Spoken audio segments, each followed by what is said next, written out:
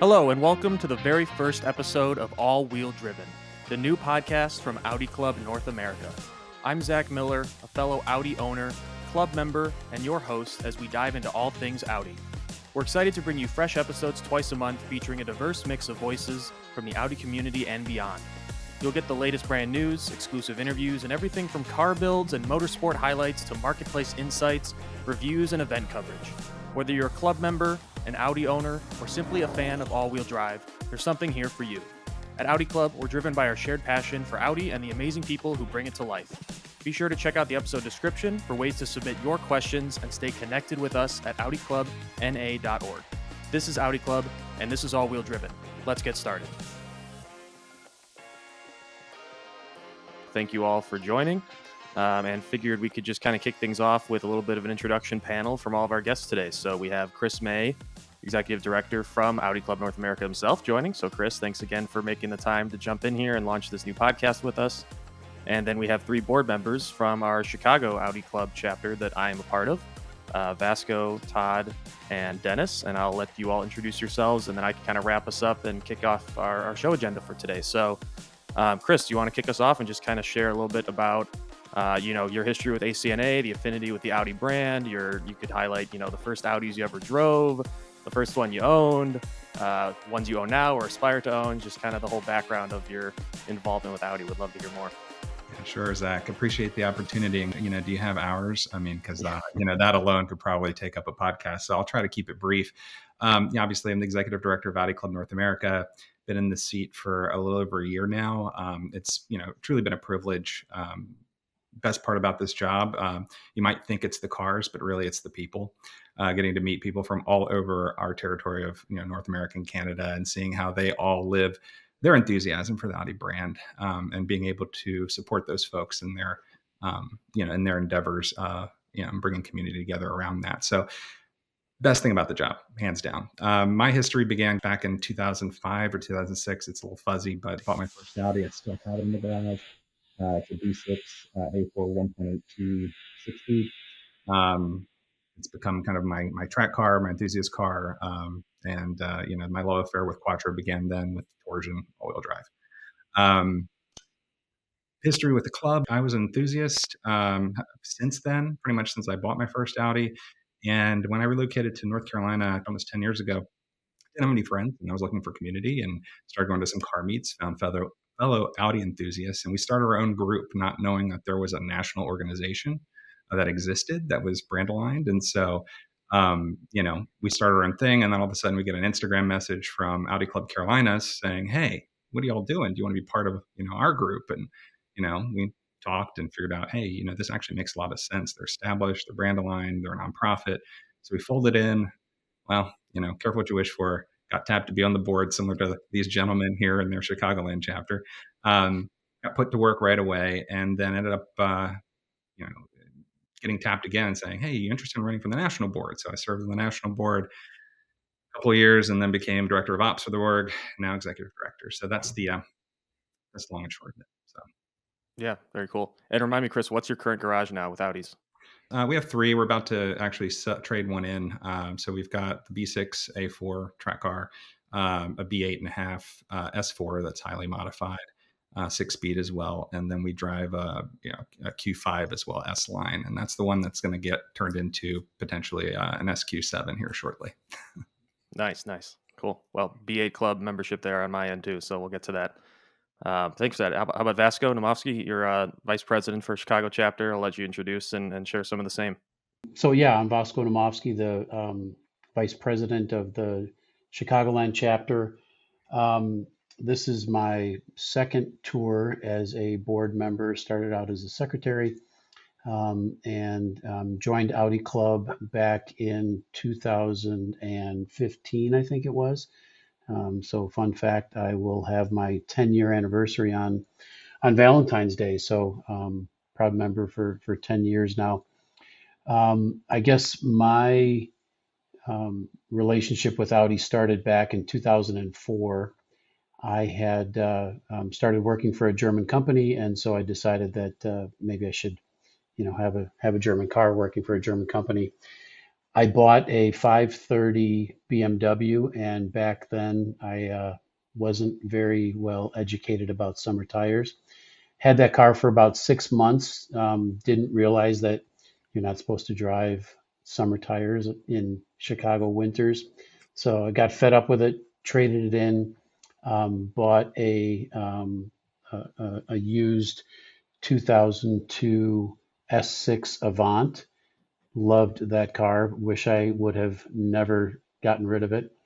But yeah, we are on our ninth Audi now. And my daily driver is a B9 A4 all road. My wife has a 24 Q5. My son inherited my wife's old 2018 Q5. My daughter's got a 22 Tiguan. My son got rid of his B8.5 S4 for the Q5. Um, and I also have my kind of weekend car, my 2002, a Mark One TT ALMS edition. So Nice. that's Yeah. Full that's about Volkswagen it. Group household. Yeah, exactly. Yep. Yeah, and that was a tight window for the C5 S6 Avance in the US at least, right? Wasn't it only a couple of years? I don't remember how many Two they brought years. over. Yeah. Yeah, yeah. So they were brought in during '02 and '03. Um, I don't know what the numbers were, 1,500, 2,000 of them, something like that. But it started having transmission issues, and I wasn't um, so keen on modifications or maintenance or anything else like that. Several guys have swapped manuals into them, so that's really the reason why I wish I would have kept it and had a manual swapped in. That would have been really, really nice. Yeah. Very cool. All right, thanks, Todd. How about you want to go next? Sure. I'm Todd Esposito, the current treasurer of the Chicagoland chapter. Um, I don't have quite the Audi credentials these older guys do. I was always a VW guy since I was a kid, although I had a few other brands because don't we always? And um, I kind of bought myself a treat. I sold one of my businesses, and I bought myself a little treat. I bought an RS3. Now I didn't know the RS3 existed at the time. I was looking at the M3 and the M4. I was looking at the C30 63. I was, everything out there I was looking at it. One of my cousins told me, go test an S5. You'll like the S5. And yeah, the S5 is nice, but it's a little bigger than I like, and I kind of want more power. And came home and was looking at something online, and it said these are 10 cars that are destined to be classics. And one of the first one on the list was the 2018 RS3. And I went, called my dealership, asked, hey, can I get a, test drive in an RS3? And he said, no. I said, why not? Can't find them. Okay. I called every dealership in northern Illinois, as far as I can remember, and none of them had them, or they claimed to have them, but then they didn't have them after all. So my local dealer actually had one on allocation that was due in 6 weeks. I had a little chat to the general manager who I'd had some dealings with before for other reasons, and he agreed to push it up a little bit for me and got it in, I think, in 3 weeks. And I still hadn't committed to buying it. I was still going to test drive it first, right? I got maybe 3 blocks down the road and wrote the check. I have never been so in love with a car as this RS3, ever. But it's my only Audi, my first and only Audi. It might be my last Audi. I don't know. I'm hoping to keep it for a long, long time. That's my Audi story, but Yeah, cool. it's like a deep love. What was it that struck you so much? Did you have history with other, German performance sedans that you had a lot of seat time in, and this was just such a different experience for you? Yeah, I've been in I've been in Porsches on, I've driven Mercedes. Well, I drove a Mercedes. Um, and I don't know exactly what it is. It's something magical. It's just the Quattro really makes me happy. The fact that I can just lay on the thing and it'll pull me back. I mean, I have spun it, but that's something else altogether. Um, and it's exactly the right size for me. I don't really like large cars, so the 3 is the perfect size for me. It is nimble as heck. It's ridiculously fast. I know there are faster cars out there, but bang for the buck and the fact that I can drive to the grocery store and not worry about it really makes me happy. Yeah, for sure. And that's like the size segment now that's seeing like a renaissance, right? It's like the new era of the B7 in that segment of like BMW 2 Series and the RS3s. So can totally understand that. And the 5-cylinder engine, I mean, who knows how much longer that's going to be having a presence in the auto industry, but very cool to have a unique engine like that. Cool. All right, Dennis. Yeah, absolutely. So I'm the current president for the Chicagoland chapter. I'm on my second year in my term here. Prior to that, I was the secretary for 3 years, and I've really enjoyed being part of the chapter and kind of helping and watching it grow and gain an enthusiasm here in our region. So it's been really a joy for me and for us, I think. But my I guess Audi Club story goes back to I guess 2004, similar to I think what Chris was saying. I did a high performance driving event at an event that was instructed by the Audi Club folks, and I was really impressed with the professionalism and how down to earth everybody was, and the importance that was placed on education and safety and I just really enjoyed that. But at the time, I was driving a Ford Focus, which didn't matter, right? They were all still very open and welcoming, and wanted me to come out to events and stuff like that. So fast forward a little bit to 2009, I got my first Audi. It was similar to Chris. It's a B6A4 1.8T Ultra Sport, and also 6-speed manual. So I enjoyed joining the club then. I think it was around 2011, and I did, high performance driving events at Blackhawk, and I think I went up to Road America as well with the Wisconsin chapter, and just really enjoyed it. And also there was quite a bit of autocrossing going on back then, so I was doing some of the autocrosses with the club. And then 2018. I kind of reached out to the club. I saw that some of the events were starting to wane a little bit. So John and I kind of partnered up, John Haniotis and I, and kind of helped started planning some drives and stuff like that, kind of supplementing some of the events that were already on the calendar for the club. And then 2020, I had the good fortune of starting as the secretary and again helping the club kind of regrow. So Yeah, very cool.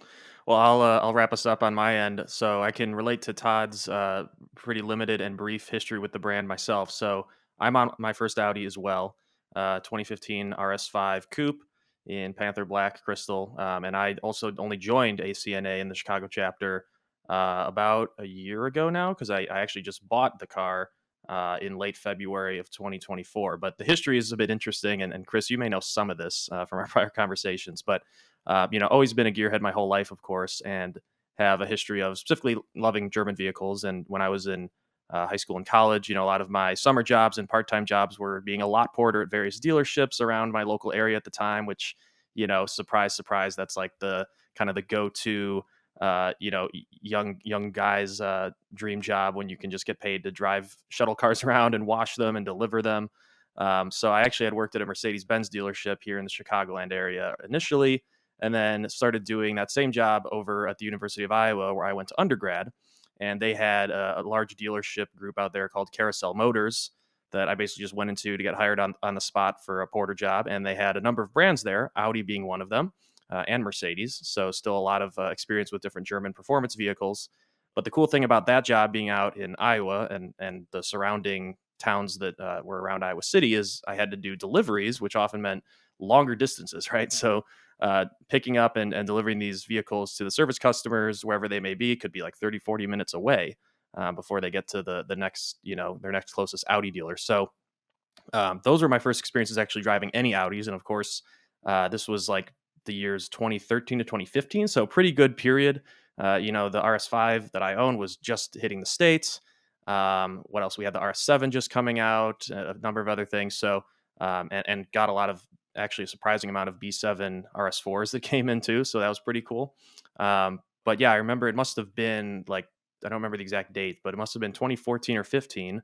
So the, last or second to last model year for that RS5 was in, and it was probably for like its first year service or something, and they needed me to go deliver it to the client. So that was amazing. It was a Masano red RS5 coupe, and got a good 30 minutes or so in that car on the Iowa highways, and similar to you, Todd, I just got in the. I already loved the car because I was, of course, familiar with it and love the design. I mean, it's such a timeless design on that car in general, the whole B8 A5 range overall. But was obsessed with the RS car, and I love that era of Audi's build quality and interior design and everything. So to get in it and then actually get behind the wheel was probably my first time getting any RS car over like 20 to 30 miles an hour.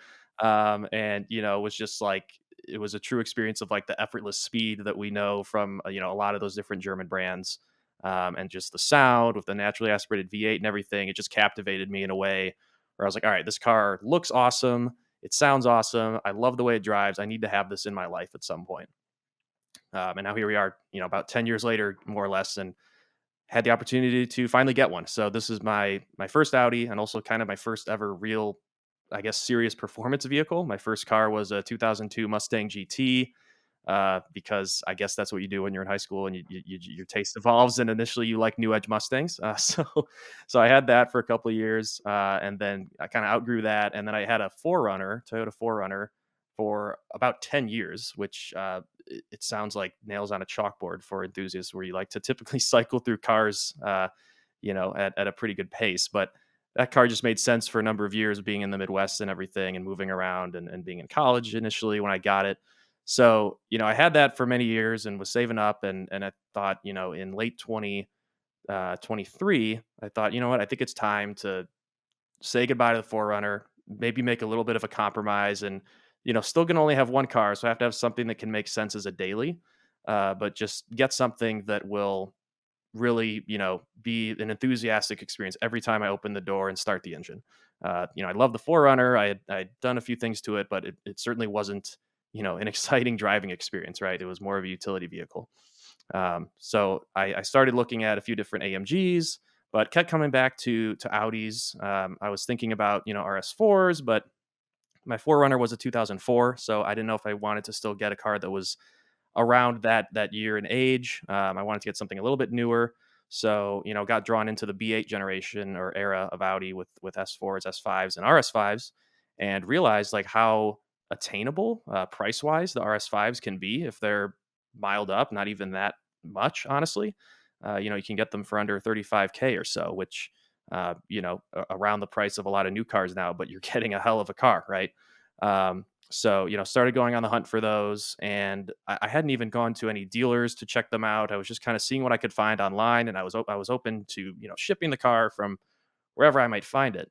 And at the time, I actually worked at Cars and Bids, and lo and behold, one shows up on Cars and Bids out of New Jersey, and it was a Mythos Black RS5, 2015, with about 92,000 miles, and said, the seller was super responsive and had all these records from service. So it had a minor, I think, front end collision on the Carfax, which, like, what I've learned when looking for Audis is that so many of these RS cars do not have clean history, unfortunately. But so I just said, okay, whatever. I want this to be a car I can drive. It doesn't need to be perfect.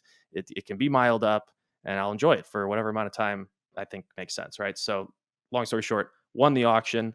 It was my first ever time doing that with the online auction platforms. Like I said, I worked for Cars and Bids, but hadn't been shopping previously. So I actually won that car on my phone in the back of a friend's car on the way to a wedding in Southern Illinois. So that was quite an experience. We were like 10 minutes away from the wedding, and I just start screaming in the back seat, and they're like, "What?" Like, some of them didn't even know what was going on. So that was a fun experience and a bit of a like endorphin rush as soon as we got to that wedding. So that was technically my first Audi. Got it. That auction closed in October of 2023. Long story short, car gets stolen in January 2024. Stolen out of a garage. Spare the details. Traumatic, horrible, right? It's the only car. I just actually gotten it, like, touched up with a paint correction, and everything was perfect. So now the car is gone. So I kind of have to sit back and think like, okay, like what do I do from here, right? Like I've had this car that I was lusting after for like barely 3 months. Um, do I just backpedal and like get another basic utility car that'll just kind of fill the void for now, or do I kind of remain defiant? And I chose the latter, and I said, "Screw this! I'm getting another RS5. We're gonna make this happen." And just luckily enough, as soon as like basically the week that I got the check from my insurance company for that stolen vehicle, a near clone pops up on Facebook Marketplace about 3 hours north of me in Madison, Wisconsin. And it's another 2015 RS5 Coupe. It's in Panther Black, so a bit of a cooler color. It has 80. It had like 86,000 miles, so a little bit less than the first one. And it had a minor rear end Carfax, so like the inverse of the first one. So again, basically the same kind of life. I think it had three owners. So anyway, lot of different conversations with that seller, and went up there to get a PPI at Audi Madison. Everything checked out. Car also already had a third party warranty attached to it that he could transfer to me. So I was like, all right, this seems like, pretty good way to get back into it. So we made the deal happen and drove the car back to Chicago. And now that's my second RS5 in under a year. So yeah, so we're back in the game. And then that when I got that one back home again, like a year ago, that was when I decided to join ACNA because I was like, all right, I'm going to be a member of this community. I got the car back. We're rolling again, and started looking into the events and everything, and figured it was something I should do because I'm big into community for different hobbies and things you're interested in, which I do, and other things in my life, but I'd never really tapped into the automotive side of it for whatever reason. Like I could have done Toyota truck clubs or Mustang clubs or whatever in the past, but I didn't. So I figured, hey, why am I missing out on this? I think actually I first saw at the Geneva Concours event in Geneva, Illinois, where we have the tent stationed up for the chapter there. I had seen the Audi Club, positioned next to Mercedes and all the other brands, where they have a little like club section at that show. And I didn't know anyone, but I was kind of just walking around, looking at the cars, seeing all the owners interact, and was like, "This is great! Like, why aren't I in this?" So then I joined, and then Vasco, you remember we hung out at last year's show for quite a bit at the Geneva show. So here I am now. So getting ready for the upcoming summer with the Chicago chapter, and looking forward to more events. Yeah, that's where we met, I think, for the first time, and Yep. um, must have made an impression on you. So thanks for joining the club. Yeah, yeah. Yeah, it was great. Looking forward to more. The calendar is always kind of tough because I'm in the city, so sometimes I have to jump out to Crystal Lake and other far suburbs to get to certain things, but try to make a presence wherever I can. So, but yeah, it's been great, and look forward to seeing you and Todd and Dennis at more events this year too. So cool. All right. Well, thanks guys for sharing your stories a little bit. I think we can probably move into some of the exciting events that you guys have all been participating in, and travels over the last few months. I know all of you have been out to Germany at Audi Forum in the last couple of months. So yeah, kind of just open the floor for discussion there. Would love to hear more. Yeah, for us, or for me specifically, it was the second time that I'd been there. As I mentioned, working for a German company, I um, get back to Germany 4 to 6 times per year. Our visit kind of started out simple enough. Dennis had texted me on Halloween, and he says, "Hey, I'm going to Germany. I'm thinking about visiting Audi in January." And I thought, wait a minute, how did Dennis know that I had a business trip scheduled to Germany in January? And it was a total coincidence. He didn't know. And so over the course of, a couple of more texts and a little bit of a plan, we had a rough schedule together, and then it kind of took off from there. And Dennis said, "Hey, it'd be great if the rest of the board could visit." So we reached out to Vince, and unfortunately, he couldn't make it. Reached out to Todd, and I mean, Todd just jumped at the opportunity. So um, we we were in Germany for less than a week together. I mean, we landed on a Friday, spent some time in Munich, Friday and Saturday. Went to the Neuschwanstein Castle on Sunday, and then Monday was our Audi day. So we did the museum, did lunch, and then a factory tour, which I hadn't done before, and it was really cool. Yeah. So Dennis and Todd, had you been before as well to Audi Forum, or was that your first time? First time for me. Yeah, Yeah. but it was my first time in Germany. I've been all around the area, but not in Germany before. So Cool. yeah, yeah. And I have a rule, which is that Dennis says, "Do you want to go to?" I say yes, and then let him finish the sentence. Yeah, it's going to be something appealing and or car related or both. Yep, pretty good Something like chance. Yeah, so Yeah. that was my first time to Ingolstadt. I had always wanted to go and just never was able to make it work during previous trips, but was really, really glad to finally be able to go. And the museum I could have spent all day there. And then the factory tour on top of it was just super, super exciting for me because of my engineering background. So I just really, really enjoyed that. And yeah, and then they have a bunch of the new models around, right, that are mostly only available in Germany. So what a great opportunity to experience those firsthand. Yeah, and it was kind of cool. There's a, I don't know if it's a delivery location or just a dealership or what exactly, but there's a little courtyard in between one of the factories and the museum. So as we were walking from the museum to the factory, there were, I don't know, guys, what was it, 12 or 15 cars getting ready to be delivered. And just in the hour or so that we were in the factory tour, when we came back out, they had they had rotated. A lot of those cars were gone or had already been delivered, and others were there that weren't there, an hour earlier. Right. Yeah. So what is like I don't know much about just geographically what's positioned over there with Audi Forum. Like, what does it involve, and how much time do you really need to soak it all in if you want to see every part of what is there's the museum, of course, but then what else is there at Audi Forum that you can participate in? Yeah, so they have the museum as you mentioned. They have a very nice cafeteria area, with lots of really nice food available, and it's all pretty much accessible from one, I don't know, courtyard, I guess you'd call it. So you just park once for the day basically, and you have access to all of those things, right? And then it's actually fairly condensed. The footprints, I mean, they get a lot done. Audi has a lot of their business operating out of that small footprint there in Ingolstadt. But as a visitor, you have access to again, the factory tour is accessible from that courtyard, as well as the food in the museum area, and then of course the gift shop, which you can't miss. Yeah, of course. Yep. Necessary stop. Yeah, we did a guided tour which took about an hour, and then after the factory tour, we went back to the museum and spent another hour there. I would say at least 2 to 3, probably even closer to 4 hours is minimal, I would say. Um, but yeah, there's just so much to see that um, yeah, it's a full day, I think.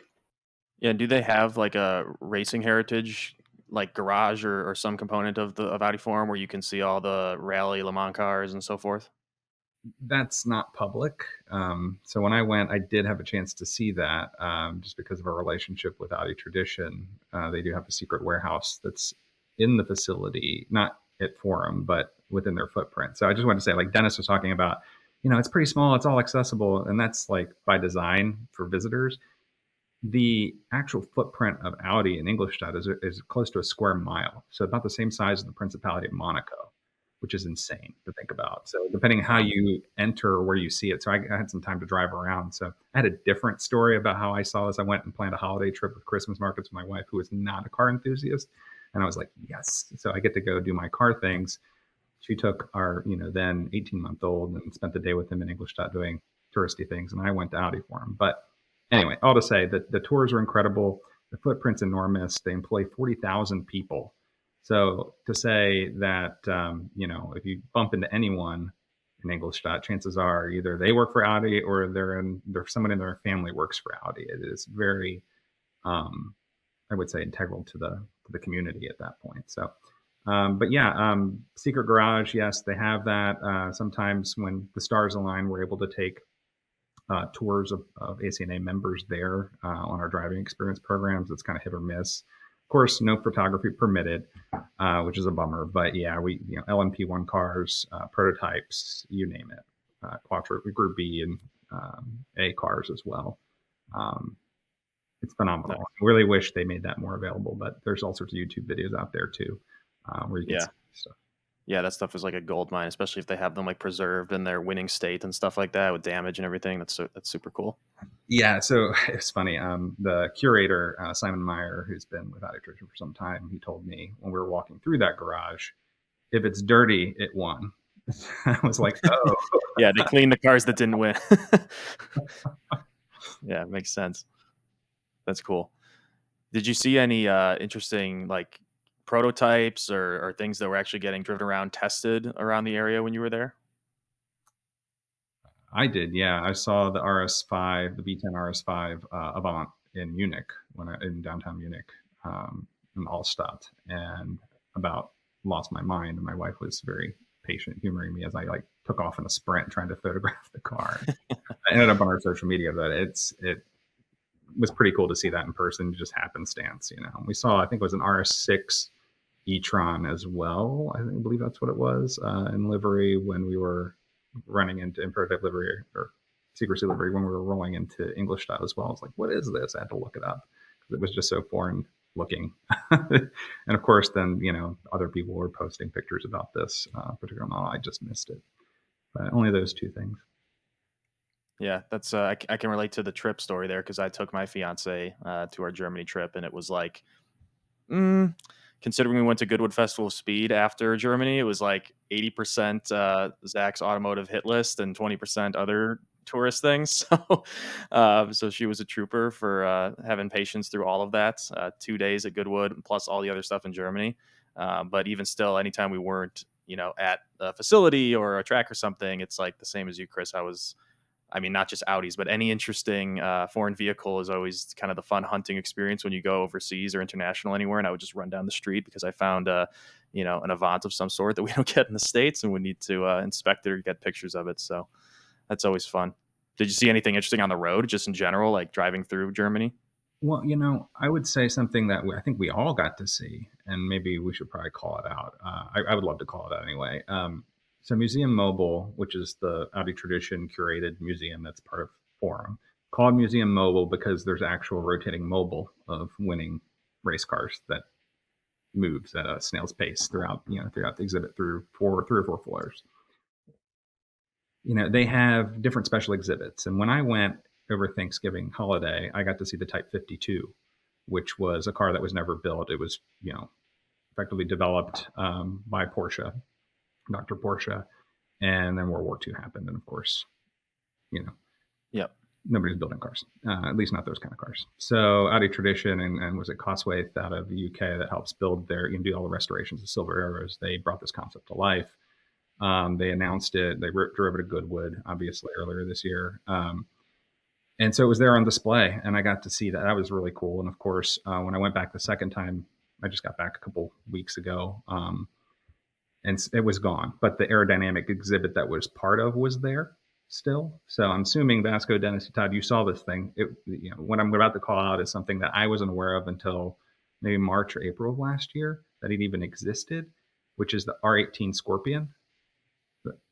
The Audi Scorpion prototype, which is effectively a road-worthy supercar prototype based on the R18 TDI from 2017. Whoa.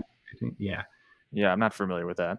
We'll have to get some pictures to throw up on here, but yeah, it's one of one. It is amazing looking, and it was sitting right there next to R18, and then of course next to the IMSA GTO. Talking to these guys for reference, so to see that in the flesh. Now, Audi Club became aware of it last year when the Horch Museum in Zwickau, I can't pronounce it, I'm not German, but up in the northern part near Dresden. August Horch was obviously the founder of Audi, the brains behind the brand, and that hometown where they were building Audi initially, right? There's a museum there, and they have a social media account. And we saw something come across. It was like, oh, curators or staff, what's your favorite car? And someone posted, oh, the Scorpion. And we're like, what? We've never seen photos of this, and it was like almost like this kind of, I don't know, guerrilla debut of this car, at least for us being enthusiasts, never seeing it before. And so we're like, how do we see this? So I guess we have to go there to see it. Well, fortunately, they brought it to Audi Forum and to Tradition for that aerodynamic exhibit, and it was cool. Wow. So we'll put some photos up, I'm sure. Yeah, cool. I'm just looking at it myself here. I remember seeing like renderings of something like this back in the day when Audi was like, I don't know if it was just a rumor or if Audi themselves were teasing some sort of Le Mans prototype inspired supercar. And I remember this rendering specifically that was posted in, I think, Car and Driver. But yeah, I see a few actual in the flesh photos of it here now. That's pretty wild. Is it a particular year? Because the R18 e-tron went through a number of evolutions. Was it from the final era of it, or was it from the initial prototype? I believe it was, I think it was, don't quote me, I have to go back and look at my notes, but it was either 2017 or 2018 when it was developed, or that was finalized. So you probably do the math of how long it takes to kind of get it there. I Right. think for the final year of R18, if it was 2018 or... I think it was 2016, if I recall. It was like the one with the really like very angled upright front end, I think, is when they kind of had that thing send off for their Le Mans series. But yeah, that's really cool to see those Skunkworks projects up close. Yeah, that must not have been there when, or it must have cleared already when we were there, because I'm just looking at a picture too, and I would have remembered that. Yeah. Well, I think, as you mentioned, Vasco, we were trying to maximize what we could get done with that exhibit and still make it to pick up your rental car. So. Yeah, I think the spot you were mentioning, Chris, I think there was a Countach in that spot instead. Oh no, that was still there. Like, so I was there the day after you all, because I was leading a tour. So we have our Seyfeld ice driving event that we do. We take Audi Club members over, and we do an educational day where we visit Forum, and then we take them down to Austria to do ice driving. And I think I texted somebody, I can't remember who it was, or Facebook messaged somebody. I was like, oh my God, we just missed you all. Because you were there like literally the day before we showed up. And I was like, dang it, I wish I would have known. I knew you all were going, but I didn't know exactly what your itinerary was. So, we totally missed a chance to meet up. But yeah, and it was there, but you have to kind of look for it too. It's kind of one of those things where that exhibit itself kind of had a bunch of different nooks and crannies. So could have been easy to miss all the same. And I noticed this by the time I'd went the second time, because the exhibit was actually active. They were doing speaker series back in November.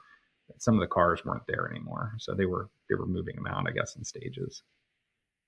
Yeah, cool. Is Audi Forum also where this totally different topic of vehicle, but is that where they have the RS2 sedans? Because there's like less than 5 RS2 sedan prototypes, I think, that they built back in the day, and I recall seeing a picture that one of them was either at Porsche's museum or Audi's museum. It's not on display, but I did, yeah. But Audi Tradition does have one. Yeah, they have it hidden away. Yeah. When I was there in 23, there was a blue RS2 Avant that was on display that I didn't see during this trip. So they must have rotate them around, but I didn't see any sedans. I can talk a little bit about some of the secret garage stuff, at least that left an impression beyond the. So the RS2s were there. So the blue RS2 you're talking about, they had it there. They had a silver one as well. They had my all-time favorite, which if we ever talk about bucket list cars, but a malachite green Sport Quattro. Yeah, one of 214, in existence. Sport Quattros, I forget how many green ones they produced, but not many. Most common color, obviously, was Tornado Red. That was impressive. They had the Crocodile livery LMP1 R8. That was, I don't know if you ever saw that race. It was a one-off race in Australia. I'm trying to remember, it was year 2000. And it looks like a crocodile, and the air inlets over the hips of the rear wheels are actually open mouth bass. It's just hilarious. It was so cool to see that in person.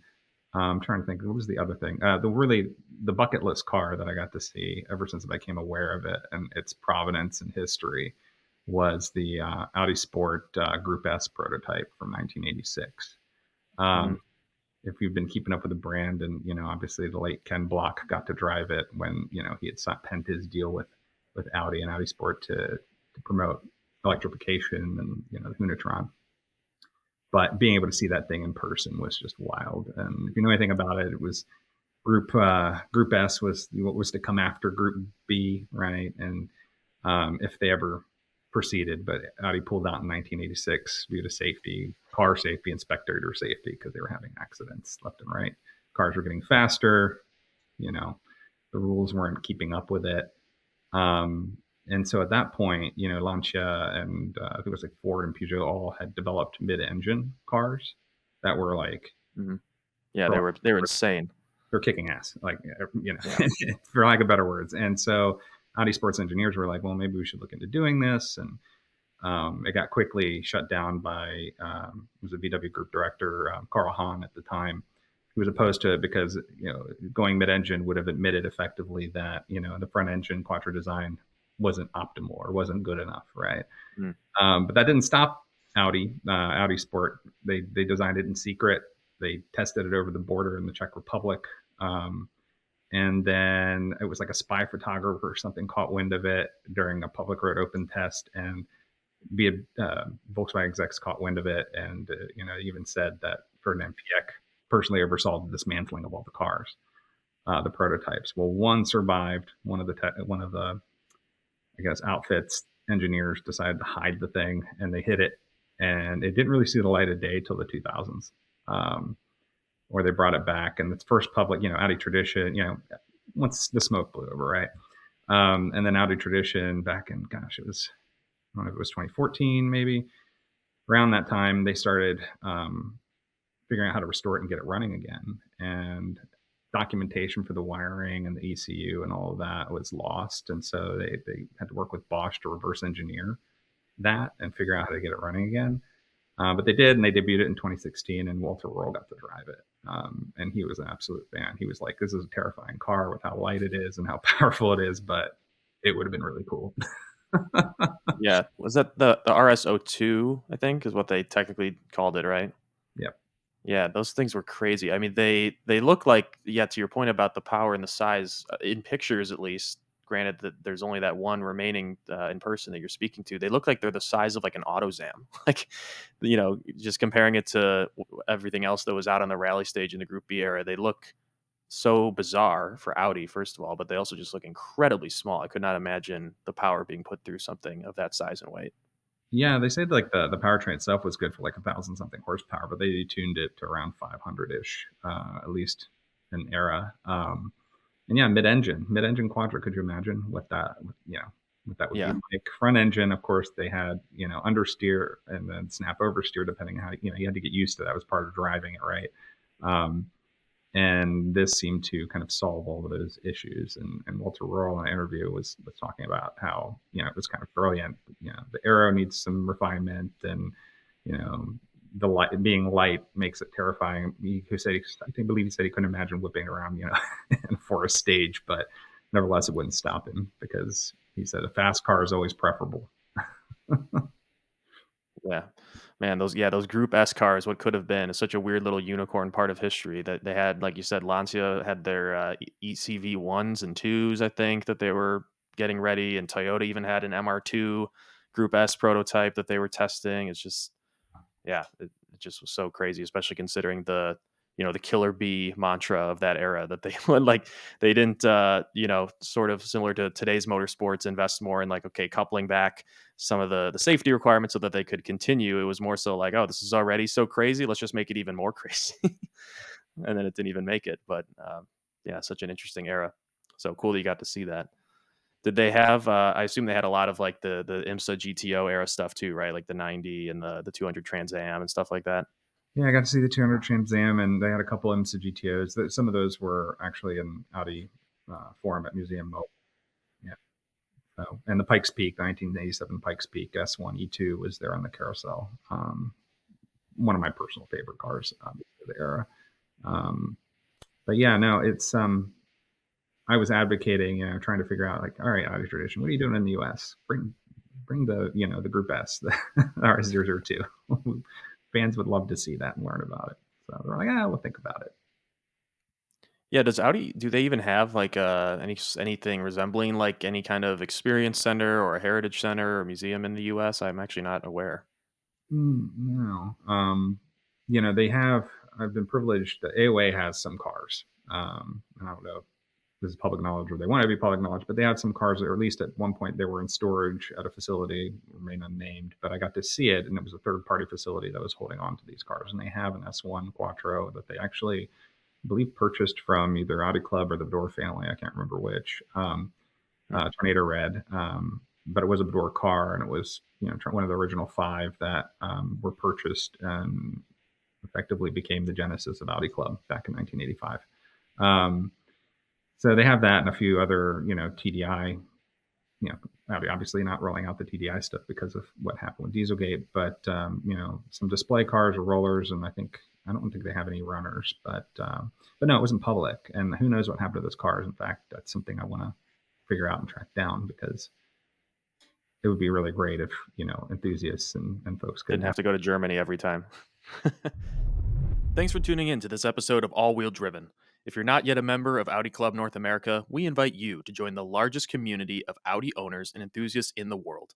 By joining the club, you'll elevate your Audi owner experience with benefits that quickly pay for your membership, including up to 6% off MSRP on any Audis, new or leased, a quarterly print edition of our Quattro magazine delivered straight to your mailbox, exclusive events and educational opportunities like high-performance driving programs, social gatherings, and international tours, premium discounts on top tuning brands like 034 Motorsport and Integrated Engineering, comprehensive insurance coverage and savings from Amica, Haggerty, and Lockton, plus many other benefits.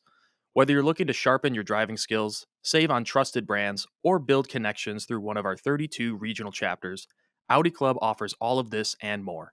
Join us today at AudiClubNA.org and become part of a community driven by a shared passion for Audi. Chris, why don't we talk a little bit more about the event you were on, I think in December, right? Right before the holiday season rolled in. You went to check out the Q6 e-tron cars? Yeah, they invited us. Audi of America invited the club, gave us a press assignment invitation to review and experience the new Q6 Quattro and Q6 SQ6 e-tron. And I'll be honest, I've only driven a Q4 briefly, so only I've driven a Tesla, I've driven I think what else EV related, been a Rivian. Based on those experiences, I really wasn't sure what to expect. And the Q4, it's okay. As far as being an enthusiast perspective, it depends on your use case. This is what I always tell people. If you're buying a Q because you want to, go fast and handle great in the turns, you may want to get an SQ6 or an SQ whatever, because that's going to be more in line with what you're after. And really, what's the primary use case for these cars? Daily driven, grocery getters, family vehicles, maybe you have a kid or two. So, knowing that, I was trying to manage those expectations going into it, right? And saying, all right, what's the utility? What should I be looking for in this use case? And I would say, the experience exceeded all expectations. Just looking from Q4 to Q6, what they did with the technological infrastructure, it's miles ahead. They have more computational power. There's 4 computers inside the new cars. Each have dedicated tasks. And so what it effectively means in practice, I believe it's called the E-cubed architecture. But it means more processing power dedicated to these different centers. And the drivetrain has its own, effectively. And so when you think about handling, we call it Quattro, but is it really, what's your definition of Quattro, right? We've known over the years that when Quattro was born, it was a torsion-based all-wheel drive real-time system, and then it became, with Volkswagen and Haldex, and then adoption for TT in the Mark I era, and Golf and RS3 and all that. They're all using this kind of front-wheel drive biased, but when sensors pick up, all-wheel drive system, right? And now with the e-tron architecture, you've got effectively motors driving this either in a single or bi configuration. And so what does that look like? How do they simulate that? And so one of the things I think that impressed me the most from that experience was the fact that the handling was predictable, and it reminded me of Quattro, like torsion based, which is what I define Quattro as personally in my experience. It was very replicable to that, but also better, because it wasn't as understeer biased. Even for that big of a car, you think about the curb weight, the battery, because of the engineering, the low center of gravity of where they put the battery, like right at the very bottom of the car, it felt incredibly planted driving it, just under normal circumstances, but even pushing it. And I would argue that the SQ6 we definitely pushed to be able to test it out and say, okay, is this truly an S model, right? You know, there were some improvements to the digital infrastructure as well. I wasn't sure I was going to like the car because of, images, this personal preference, right? Of the big infotainment system, it's curved, it's a single panel. This is similar to some other marques and what they're doing these days. I thought it would be more of a distraction because personally I like to keep my eyes on the road. But I was pleasantly surprised because the new updated HUD system, or HUD, virtual system on that's projected on your windshield. Oh my goodness, they've taken that levels ahead of what it used to be with the Q4. And so I found myself not needing to look anywhere else. I mean, all the, with GPS and all the signals and proximity, it was brilliant. So I was like, just so pleasantly surprised by how, that's what I'm looking for, intuitive that driving experience was. And, there is customizability. I'm not one for nannies, but we left them on just to try it out, lane assist and warnings and all of that. But even, you can turn them off, save that in your profile, and it is what it is. The other thing that they did with both of those cars was they modified the steering rack, which, it's still electronic rack. So that is unavoidable, right? You're not going to get a hydraulic, feel the road kind of experience out of an EV or even late model Audis because they've all moved to electronic racks. But one thing they did to try to put some soul back into this thing is they listened to customer feedback, removed some of these isolation bushings or rubber bushings to the frame or to the connection point right from what I'm looking for, the column. And it felt a heck of a lot more direct than the Q4. The Q4 was a little more, not sloppy or sloshy, but it was just a little more numb compared to this. You actually felt like it was more reactive, which was really cool, especially in the SQ6 with the sport mode engaged. Acceleration is brilliantly fast. The range was spot on. We were tracking that. Me and my journalist companion, they put us 2x2 in these cars. You drive half the day in the Q6 Quattro and the other half back in the SQ6. And would I say the price differential is worth it in there between the two models? Absolutely. If I were looking for that segment, I'd be going after the SQ6 just because I like that at horsepower and handling and sportiness of that model. Other things that are of note, their lighting system. Audi is always known for that. They have these new matrix LED lights, but also the tail lights themselves. I believe that's on certain trims only. I can't remember off the top of my head, but I know the SQ6 has it where you can actually change the taillight patterns and customize it, or the headlight LED patterns to whatever flavor you want.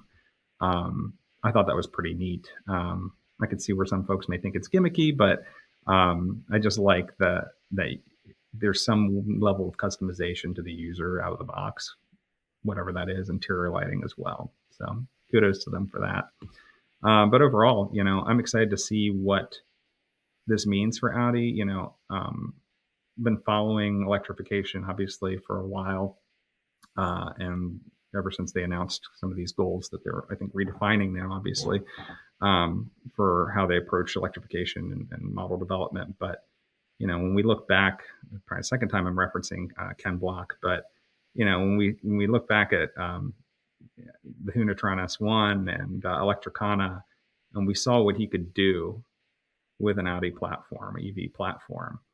I'm hopeful that some of the customizations and engineering that went into that car that he helped develop will somehow make it to the consumer level, especially I can see why maybe not for a Q.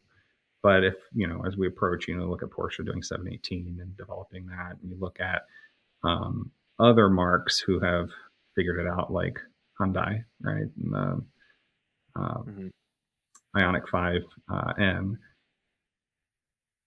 People want a driving experience, and they figured out with software how to mimic that, right?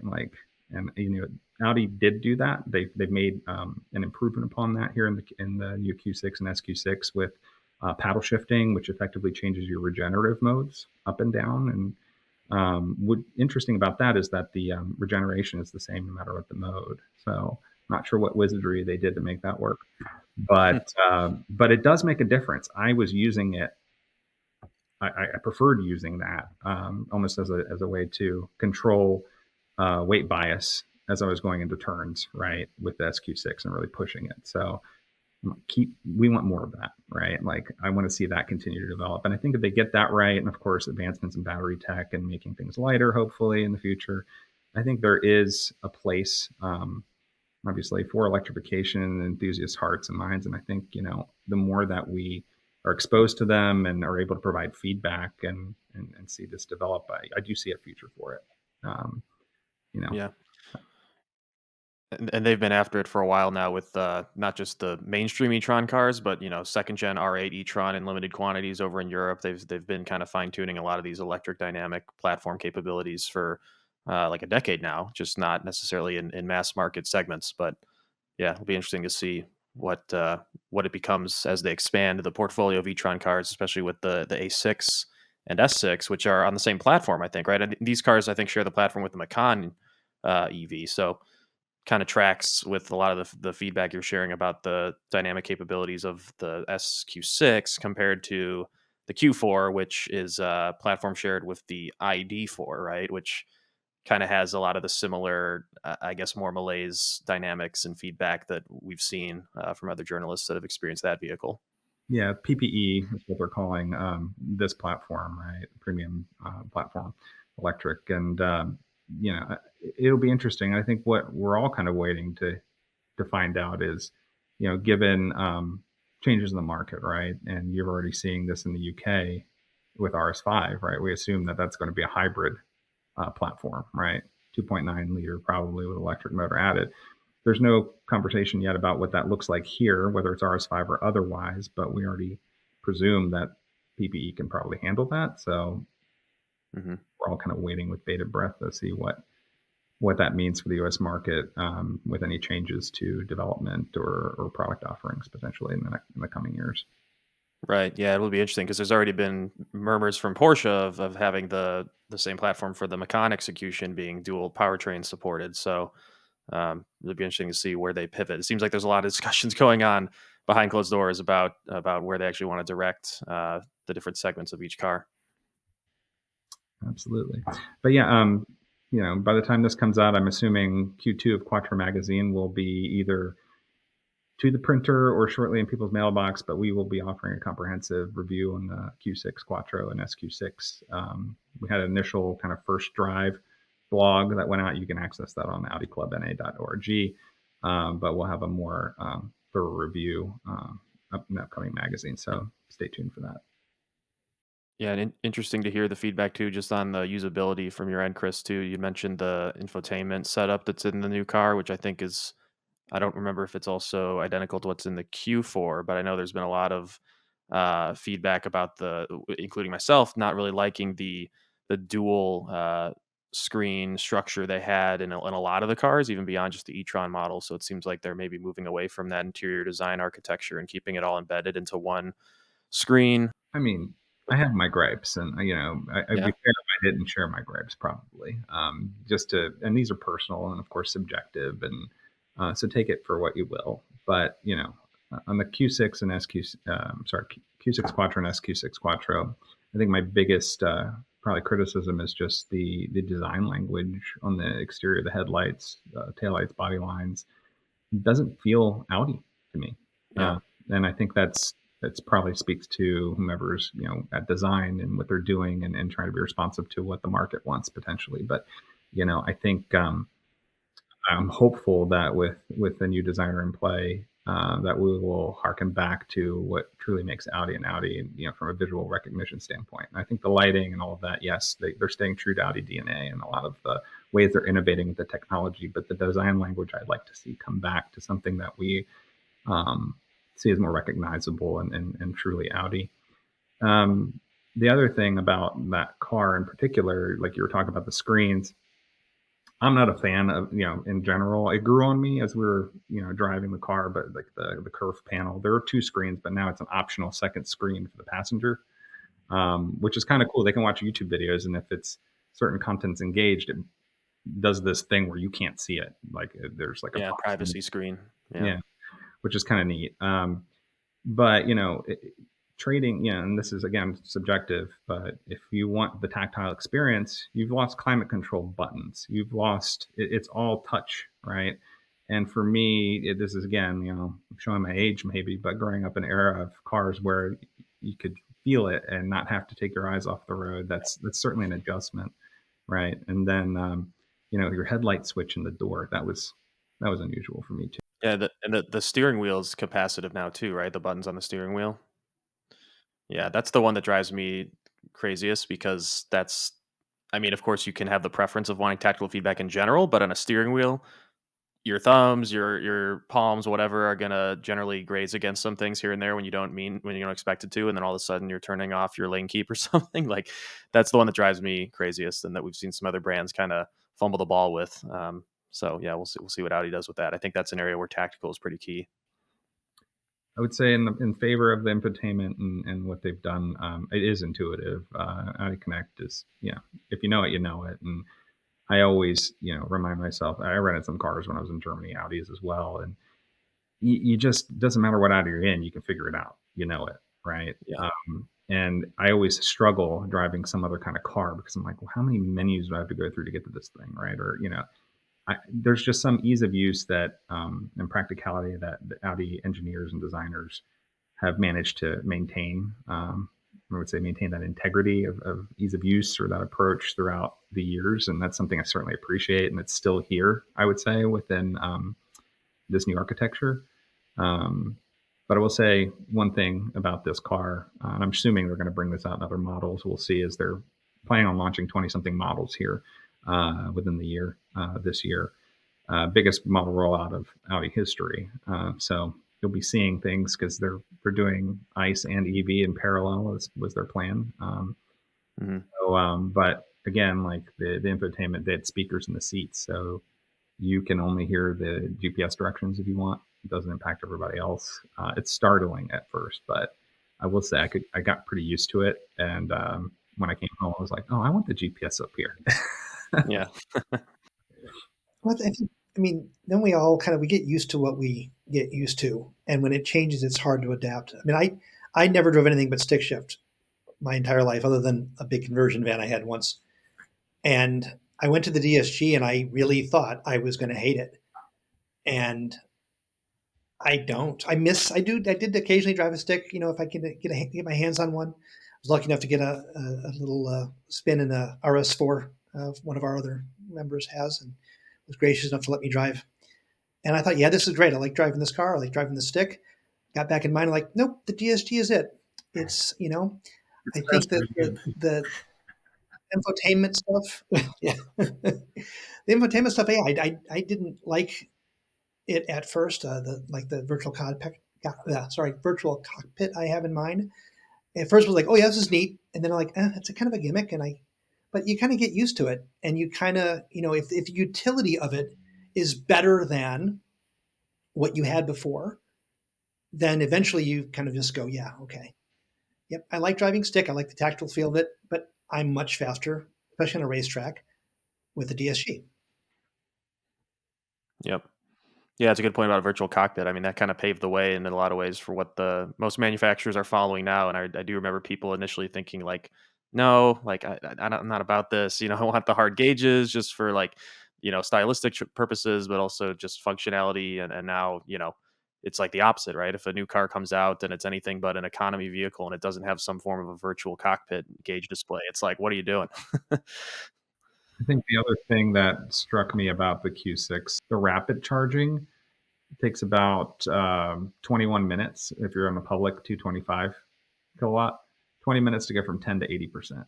That's pretty damn cool. I think about obviously still here in the US, we playing a long road trip, you got to find those right and plan accordingly. But the fact is that you're not spending as much time if you can find a quick charge like that.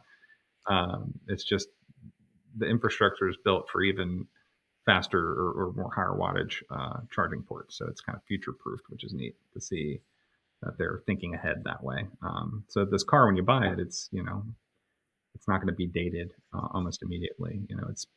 It's there for infrastructure updates. Yeah, that reminds me of another question now. With VW did announce a partnership with Tesla for Nexus purposes, right? So do all the Q6s come new with a Nexus plug, or do they still need an adapter for a year? They still need an adapter, and I'm trying to remember from the press event. This is of course old information, but I believe what they had said is that it's coming and it's an access. You can get that with the car. With the car, but I don't believe it comes standard, if I recall. Yeah, maybe CCS for now. Yeah. Yeah.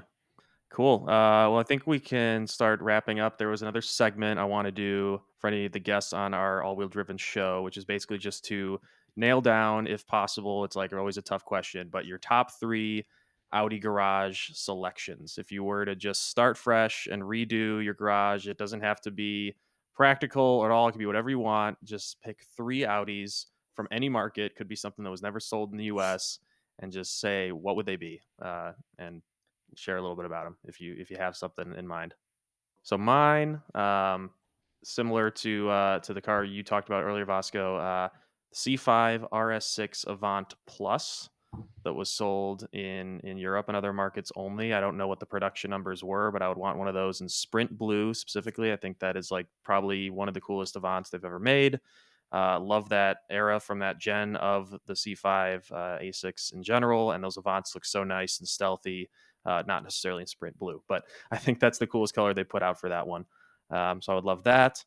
And then it's going to sound a little biased picking sort of my own car, but I do think the B8.5 RS5 is like one of the best looking cars they've ever made.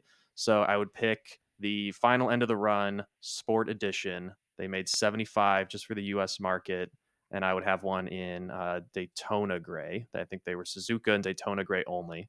And they had like a nice contrast Audi exclusive red interior. So I'd want that as the second one. And then to kind of to celebrate their Halo vehicle, would want the final iteration of the R8 2023 R8 GT. So the more hardcore send-off variant. But I do think that design of the R8 at the very tail end got really, really crisp and perfect. And then, that combination gives me the enjoyment of the V10, the 4.2 V8 in two executions, I guess. So was trying to maybe fit a 5-cylinder in there, but I just can't pass up my own car, the RS5. So those are mine. What about you guys? Yeah, a long time ago, I really wanted one of the first gen S3s that you could only get in Europe, the hatchback one, the Quattro with the 1.8T.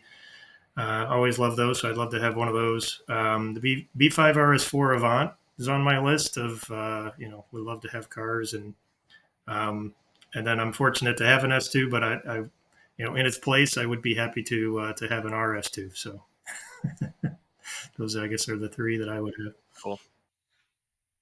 Yeah, for me, I guess I would kind of build upon my Ava Silver TT. Complement it with an Avis Silver RS4, and then the crowning jewel would be an Avis Silver R8. So in 2020, they had several different special editions, and there was a special edition where they built 30 to this particular spec with, a little bit of extra carbon fiber, a little bit of a carbon fiber front sway bar. So there were, I think, 5 Spiders in Magello blue, 5 Coupes in blue, 5 in green, I think it was, and there were only 5 that were built in Avis Silver, and actually one of them was for sale. I found it in Utah about 6 or 8 months ago. Just didn't have the $160,000 sitting around to buy it, but that would have been, the crowning jewel on the Avis Silver group of 3. Well, I kind of want to poach one. I actually want to take Vasco's TT. I never was a huge fan of the TT until I got up and close and personal with Vasco's, and it's gorgeous. I think that combination of the interior, that red interior, they have a silver, and just some of the little details in that car are just perfect. So I'd love to have that car. Maybe that specific car. I don't know. We'll make a deal later. We'll trade for a day or two. How about that? And I kind of want to pick my car because I've said I've never been so in love with a car. I've never had a car longer than 3 years before. Like this is the first one I've had for 6 years. But the new RS3, which we saw in the factory alongside in Germany, the hatchback version, I think that would be hot, especially since it would be like the only one in the States. And I think I'd like to do that, not in the Kyalami green, but I forget the other name of that other. It's kind of similar. It's a little more muted. I think it's just a little more. I forget the name of it. I wish I could remember the name of it. But it's a very pretty green. And I would have probably a 18 or 19 R8 convertible, V10 Performance Plus. Just because it's sleek and gorgeous and so much fun. Ones that haven't been shared, I guess. Yeah, you can double up. No. They haven't been. I have my list here, so I'm fortunate. So I'll go with the first, probably weirdo spec. I have colors selected too, obviously. Between 1974 and 78, the Audi 50. That was predecessor to the Volkswagen Polo. I would want that in Nagara blue. Potentially white. Wow, wasn't expecting that one. That's a deep cut. Yeah. Yeah, with obviously a better engine that's not carbureted. Probably 180 swap. A B7 RS4 Avant. Obviously, we never got those. In papaya orange. Really love that color. It's still one of my favorite Audi exclusive colors. And I mentioned this car earlier. It was one of the ones that, childhood poster on the wall, kind of car, but the Audi Sport Quattro in Malachite green. Because there were only a couple of them made in that color. And if money is no object, if we're talking dream garage. And that kind of checks off the 5-cylinder requirement. I agree with you on the oranges. I think there's like a few of them actually. Like you said, solar orange, right? Or there's I think there's also glut orange and solar is papaya orange. That's the one you said. So glut's the German market, solar's for here, but it's the same. And then papaya is okay, different color. Yeah. Got it. Yeah, I remember seeing the B7 sedan. A dealer near my high school had a papaya orange RS4, and it was it was wild.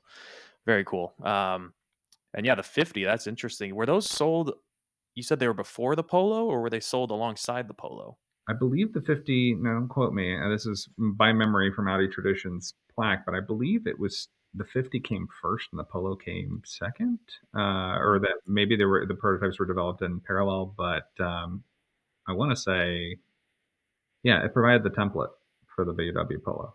So little known, like the Polo, obviously one of the best selling cars, right? Across the globally, but it started as an Audi 50. Yeah, and it was really like the only small car they did until the A1 became a thing, right? Because they had the A2 as a kind of MPV segment car, but they didn't really have anything smaller than that, or in that segment of the 50 for decades. Yeah, if you go to our website, audiclubna.org, you can see a picture that I snapped at Tradition of a 50 in Viper green metallic Porsche color. That was at you probably all saw it too. Dennis Todd Vasco. Yeah, very cool.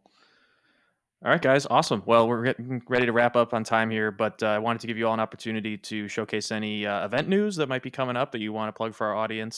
I'll just put a disclaimer here. If I didn't mention your event and you're a chapter leader, don't take offense. This is like putting me on the spot about, who I remember or I leave out. Just the suggestion that, keep an eye on the calendar. We have a new website. If you go to the website and you go to Experience tab and event calendar, you can see all of the events in aggregate across the entire US and Canada.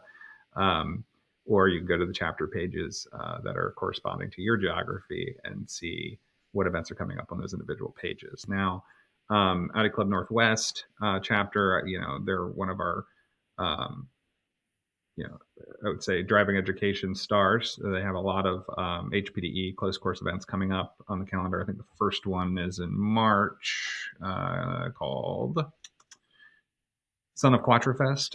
That's March 23rd. We have this isn't the only one. Obviously, we have other chapters across the U.S. that are doing driving events. But, if you have ever been curious about learning the tolerances and capabilities of your car in a safe and close course environment, Audi Club North America's driving educational programs are the way to go about doing it. These programs are, set themselves apart from competitors and other peer organizations because of a few things. But one is that, you've heard a little bit about it today. It's a welcoming environment. We don't race. It's all about safety. There's no timing. Again, it's made to kind of lower this barrier and really focus on safety and education about how to control your car. And that's at the limit too, right? But we know that training individuals in this way makes them safer drivers, right? So all of our programs across the United States, we encourage people. There's beginner courses, that we offer as well to kind of get you acclimated and interested. You don't need a race car, right? You can take your daily driver to a lot of these programs and it's just fine. So we try our best to kind of lower that barrier for access and entry and kind of guide people to what's hopefully an interest down the road and really coming out and driving the cars and having these experiences in a safe way, right? The only other event I would shout out here, just telling you, look at the calendar, our chapters are populating. This website was launched, very end of last year, and chapters are now kind of updating all of their events on the page. So just keep your eyes out. More and more is coming. But there is an event that I'm personally planning on going to called Quattro de Mayo in Georgia. It's the Audi Club Georgia chapter that's hosting it. And I always treat it kind of as a regional event because people come, club members from all over the country to this thing. It's going to be at Brasstown Valley Resort and Club this year, same as last year. And what it is effectively, there's dinners, it's programmed drives throughout, the Appalachia, Blue Ridge area. So if you're familiar with Tail of the Dragon, the infamous Tail of the Dragon, I forget how many hundreds of turns in just a couple of miles. It's white knuckle and amazing and fun. But, I would say the other roads and drives they have programmed, here are actually way better and less crowded. It's kind of like the best kept secret, I would say, of the area. And the club chapter here, Georgia chapter, has certainly refined the program. They've been doing this for a long time. So it's a wonderful experience. Everybody's at the resort. There's dinners, there's giveaways. I'd love to see more people come out to this and be, just different faces, because it is something truly to experience. And you don't have to have an Audi to participate, but you have to be an Audi Club member. But generally speaking, it's, we see all variety of Audis that drive from this thing. And we even had, e-trons last year. So cool to see. But come on out. Yeah. Awesome. Thanks for plugging that, Chris. Yeah. That's May 1st through 4th. Sorry, I forgot the date. So figured, Cinco de Mayo, early May. So there you go. Cool. All right. Well, yeah, as Chris mentioned, be sure to check out the newly relaunched Audi Club website, audiclubna.org. You can go there and check out all of our latest blog posts, sign up for our weekly newsletter, and then, of course, subscribe to this new podcast from Audi Club, All Wheel Driven. We're going to be posting new episodes twice a month going forward. And you can also check the link in the notes or description of the posting for a form that you can submit your questions through, which we will be happy to review in future episodes. And yeah, if you also have any feedback for us, we have a new inbox opened up, media@audiclubna.org. So you can send us any of your feedback, any other things that you might want to see covered on the show in the future, or if you're even interested in participating yourself as a guest and sharing some of your own story with Audis and ACNA, we'd love to hear from you guys. So I think that's about a wrap. Thank you, gentlemen, so much for all of your time on this Saturday to kick off All Wheel Driven with our first episode. Really appreciate it. Thanks for having us.